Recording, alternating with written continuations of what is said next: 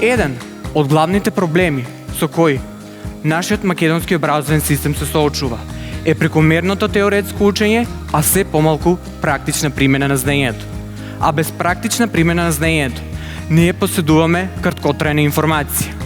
Ни требаат вештини, кои што се и релевантни на пазарот кој се развива, но и на пазарот на трудот. Премногу од нашите зелени површини и простори за рекреација се уништени и заменети со градилишта. Ни требаат позелени заедници за поздрав и посреќен живот, за подобро физичко и ментално здравје и подобар квалитет на живот. Pandemia na bëri edhe ne fëmijëve të kuptojmë se kualiteti i jetës nuk matet aq lehtë dhe thjesht me term ekonomik, financiar apo statistik. Pandemia krijoi krizë, e kriza stres të shumica e familjeve. Fëmijët e ndjejnë këtë stres për shkak se ishin të bllokuara në shtëpi përpara kompjuterëve, pa interakcion me bashkëmoshatarët, me arsimtarët.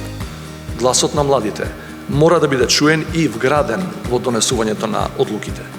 Преосмислувањето на иднината мора да започне од сегашноста, бидејќи без осмислување на сегашноста не можеме да ја преосмислиме ниту иднината. Quality education, a sustainable environment, and quality of life are the foundations of sustainable development.